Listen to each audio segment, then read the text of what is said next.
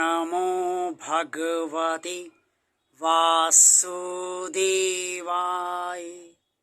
जय श्री हरि, जय श्री भगवान विष्णु जी, जय श्री भगवान कृष्ण जी।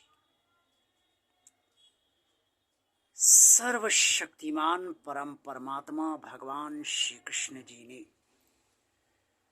कुरुक्षेत्र के मैदान में अर्जुन को पवित्र समस्त ज्ञान देते हुए स्पष्ट तौर पर ये बताया कि परमात्मा जो भी कर्म करता है और जितने प्रकार के भी कर्म करता है, जिस तरह से भी कर्म करता है, उन कर्मों में से वो कभी भी बंधन को प्राप्त नहीं होता है। भगवान श्री कृष्ण जी ने कुरुक्षेत्र के मैदान में अर्जुन से कहा, नामा कर्मणि लिम्पन्ति नामे कर्म फले स्पृहा इति मा यो अभि जानाति कर्म भिन्नसे सा बध्यतो।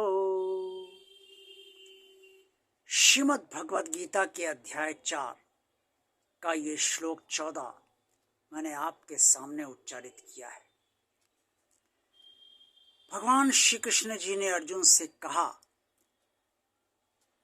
कि कर्मों के फल में परमात्मा की कोई स्पृहा नहीं होती है, इसलिए परमात्मा को किसी भी प्रकार से कोई भी कर्म लिप्त नहीं कर पाता है।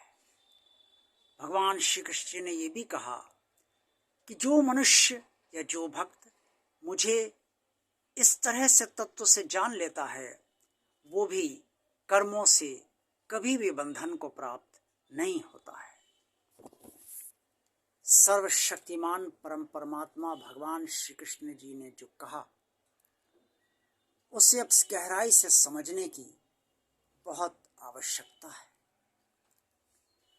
भगवान जब भी कर्म करता है तो समस्त प्राणियों के हित के लिए ही कर्म करता है, सारे संसार के कल्याण के लिए कर्म करता है।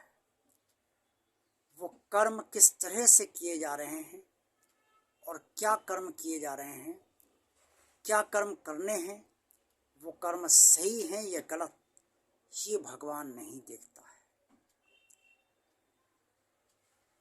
जैसे कि प्रभु श्री राम ने बाली को पीछे से मारा, तो अगर वो ये देखते ये कर्म तो गलत है, तो उस समय फिर वो ये कर्म ना करते, क्योंकि कर्म के बंधन में पाते। लेकिन प्रभु श्री राम ने लोक कल्याण के लिए बाली को पीछे से वध इसलिए किया क्योंकि उसे ब्रह्मा जी का वरदान प्राप्त था, और जो भी उसके सामने आकर उस पर वार करता, उसकी आधी शक्ति बाली में चली जाती। चूंकि प्रभु राम ने कभी अपने को भगवान बताया ही नहीं, एक मर्यादा पुरुषोत्तम का उन्होंने भूमिका अपने अवतार काल में संपूर्णतया निभाई, इसलिए वो जानते थे कि एक पुरुष अगर सामने आएगा तो उसकी आधी शक्ति जो है वो बाली में चली जाएगी। और भगवान उन्होंने बताया नहीं, इससे उन्होंने वही किया जो एक पुरुष को करना चाहिए कि लोक कल्याण के लिए उन्होंने पीछे से उस पर वार किया ताकि आधी शक्ति उनकी बाली में ना जाए।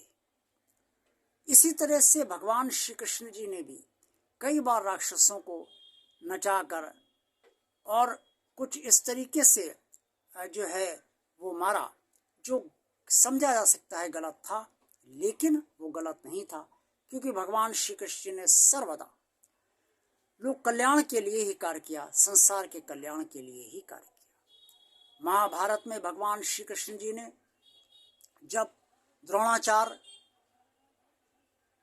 प्रधान सेनापति बन गए थे युद्ध के और पांडव उनको नहीं हरा सकते थे, तब भगवान श्री कृष्ण ने ये नीति सुझाई कि अश्वत्थामा जो हाथी है उसको भीम मार दे और ये प्रचार कर दे कि अश्वत्थामा मारा गया, क्योंकि अश्वत्थामा द्रोण के पुत्र थे, और ताकि द्रोण युद्ध करने से स्वयं को रोक देंगे, क्योंकि भगवान तो अंतर्यामी वो जानते थे पुत्र प्रेम में ये रोक देंगे, और तब द्रोण को जो है वो आसानी से इस युद्ध मार्ग से हटाया जा सकता है।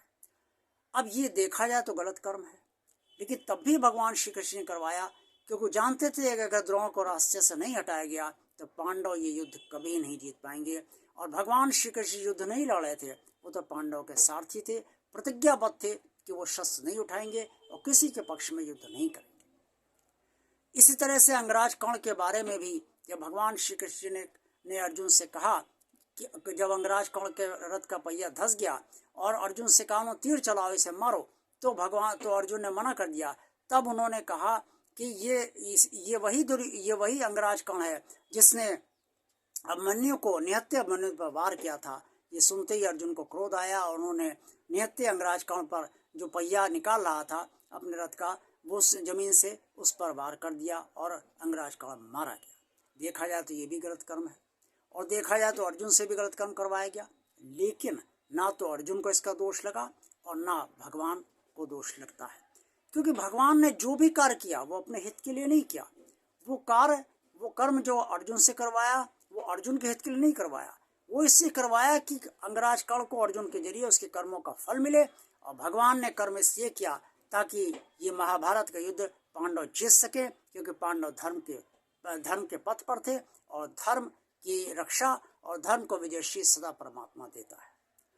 तो भगवान को स्पृहा अर्थात आसक्ति कर्मों में इसलिए कभी नहीं होती, क्योंकि सदा लोक कल्याण के लिए कार्य करता है, सदा दूसरों के हित के लिए कार्य करता है, सदा समस्त प्राणियों के हित के लिए कार्य करता है। इसलिए ये नहीं देखता कि कौन से कर्म शुभ हैं, कौन से अशुभ हैं, कौन से किए जाने चाहिए, कौन से नहीं किए जाने चाहिए।